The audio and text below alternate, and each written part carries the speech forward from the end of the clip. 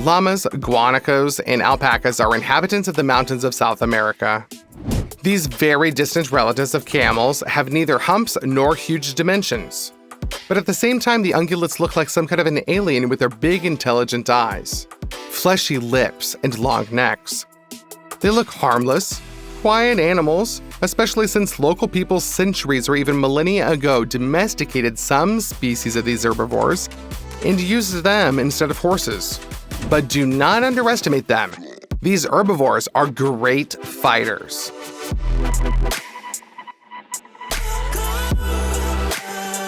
When this mountain lion attacked the guanaco, he immediately realized how much he had made a mistake. For a cat to be on the back of a victim's neck is already half the victory. It remains only to fill up the prey, get to the throat, and that's it, you can start eating. Well, this time, with the start of the battle against the llama, the adventures of the cougar have just begun. The herbivores seem to explode with energy and aggression, and the real rodeo begins.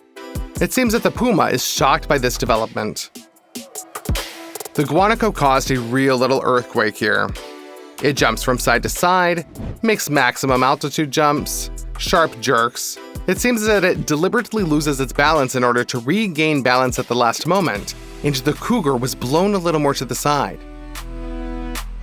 The herbivore strikes the cougar many times with its own body, beats the predator so that it becomes a pity, and this is practically without the help of hooves. The cougar realizes too late that if it breaks, then such an aggressive animal will not just run away, but trample it and crush its skull with its hooves. It seems that the mountain lion is already in danger. We've gotta pay tribute to him. He is also a seasoned inhabitant of mountain ranges. Therefore, despite the risks, the cougar jumps on the victim's back again and again after each crushing fall. But the ungulate is too strong. The guanaco throws off the tired predator and breaks away from the case.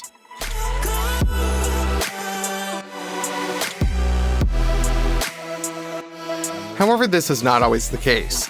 If the cougar can get to the ungulate's trachea, it will overwhelm the victim even 3 times larger than itself. The main thing is to get her off balance.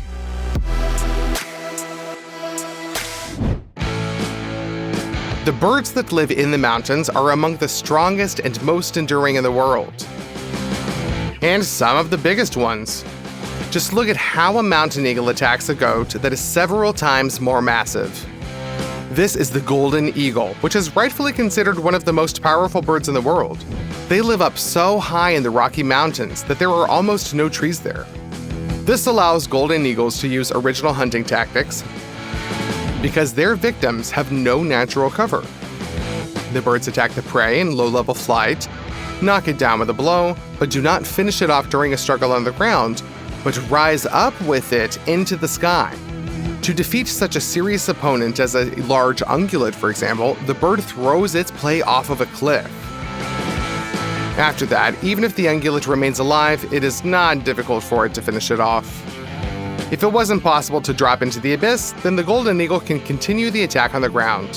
His own strength is enough to handle a young ungulate, even if it is much heavier.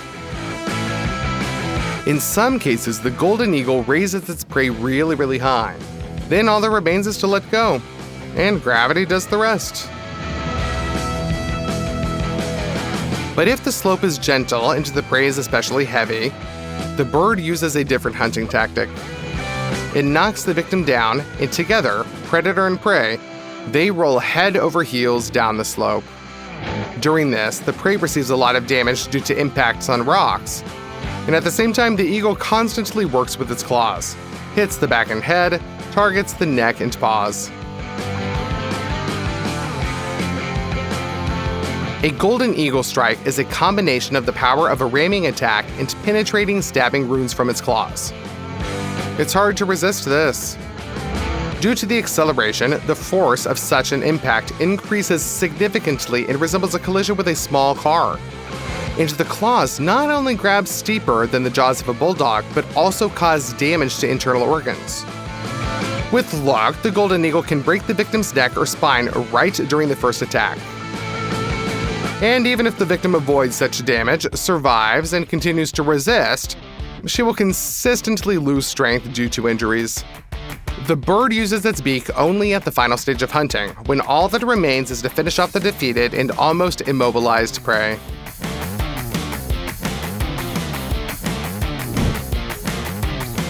However, you should not think that this tactic wields 100% results. You've already seen that really cool animals live in the mountains. And the herbivores here are not at all as shy as they are somewhere in the lowlands. When this golden eagle decided to knock down a mountain goat and drag it over sharp rocks, he did not take into account who he was dealing with. The ungulate turned out to be much too nimble. It fell, but managed to use its momentum to get to its feet. The golden eagle did not give up at this point either. This is a battle of worthy opponents. The huge bird uses its wings as a balance beam to get on top every single time. She threw the enemy into the ground again and again. They fell, tumbled. The goat received blow after blow, but at the same time managed not to only save his life and whole limbs, but to also crush the bird several times.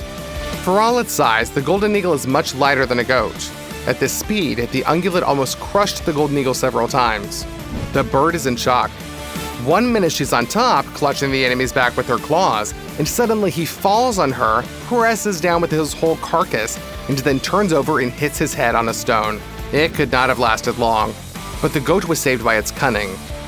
He timed the moment correctly and allowed the golden eagle to rise above him, so that at the same time the next somersault he would hit the bird's head on a stone, and then slam it back there with his own body.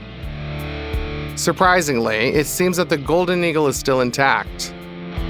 The prey escaped. It was not worth getting involved with such a clever and brave mountain goat. Are the power and wingspan of the golden eagle impressive? Then you will be even more shocked by this mountain bird. This Andean condor is the largest flying bird in the modern world.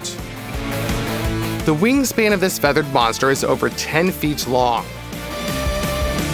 For birds that fly really well, this is an absolute record. There are streets in the world narrower than the wingspan of a condor. The shadow from the wings of this bird can really cover up a car.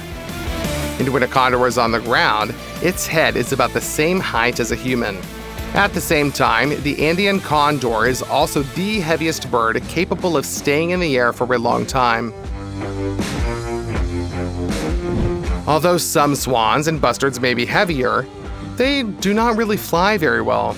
But the Andean condor, on the contrary, spends most of its life in the air. At the same time, to save energy, he plans more often than he actively moves his wing to move. The shape of these wings is ideal for planing. Wide, powerful, straight, with an expanding silhouette and large flight feathers. Such wings perfectly catch airflows. A condor can spend hours without making a single flap of its wings. It feels the wind so well.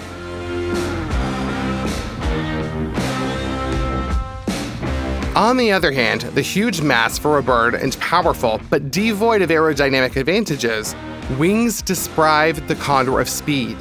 However, he does not need to move quickly. The condor usually feeds on carrion, which he looks out for on long trips over the Andes. The golden eagle gets lost next to the condor somehow, doesn't it? At the same time, you should not consider the condor just a scavenger. This bird is a great fighter. Too heavy for active hunting. However, it often engages in fights with terrestrial predators just to take away their prey. Do you see this giant? It's just a condor chick in front of you. There are cases in which a condor attacks a cougar and took away its freshly caught lunch. Wouldn't you agree that attacking a mountain lion to recapture its prey is a real feat? Even bears don't dare to do this, but the condor doesn't care. When his wings cover the valley, the animals can only run in different directions. When photos of this previously little-known cat began to appear on the internet more and more often, it caused a real furor. Isn't it cute? The size of the domestic cat, but very fluffy, long-haired with huge ears, expressive, curious eyes, and muscular, hard paws with large bare pads that hold a rounded body above the ground. Theories have arisen that a new breed of domestic cats has appeared. But then it became obvious that nope, this is not a pet, but a ninja cat who is a wild hunter. And do not underestimate this monster. In front of you is one of the most bloodthirsty, cruel, and strong representatives of small cats. And although he usually hunts small prey like rodents, even an MMA veteran would envy his combat experience. And all of this is because of the very specific behavior. A manul almost never retreats from danger and prefers an honest fight to flight. Although a manul himself does not like to be the first to start a fight with a larger opponent, in case of danger he doesn't really run away, but relies on disguise. Its long coat makes the manul almost invisible in the rocks, surrounded by rocks, ledges, and gray sands. Therefore, if there is an enemy nearby, the manul freezes. But if the opponent turned out to be attentive and noticed the manula, the cat still does not run, it fights.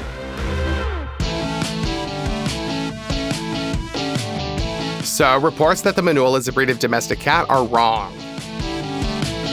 The aggressive, unsociable, and introverted nature of this cat makes it absolutely unsuitable for keeping at home. The manul is not tamed. The cat's fighting tactics are special. If many other predators do everything they can to protect their stomachs, then the manul, on the contrary, lies down directly on its back. But this is not a clever maneuver. Everything is simpler. In this position, the manul can fight with all four paws at once. The enemy will regret getting involved with this mountain cat. Manul will use his claws to literally tear apart the opponent. There are no evasions, tricks, and elegant maneuvers. Only suffering awaits this enemy. If the manul is angered, he will want to inflict maximum pain on the enemy. Manul's claws cannot cause fatal damage to large enemies, but damage to soft tissues, opening up muscles and skin, weaken and will make any opponent cool his ardor. At the same time, manul does not seem to know when to stop. If the enemy is already ready to retreat, it seems to only provoke the cat, which was just defending itself a couple of minutes ago. The manul will crush the enemy, bring him to a stampede, and also add fangs to his arsenal. In terms of rage, only a honey badger or a wolverine can be compared to a manul. However, who knows? Perhaps these robbers are lucky that their habitat does not coincide with the places of a manul's life.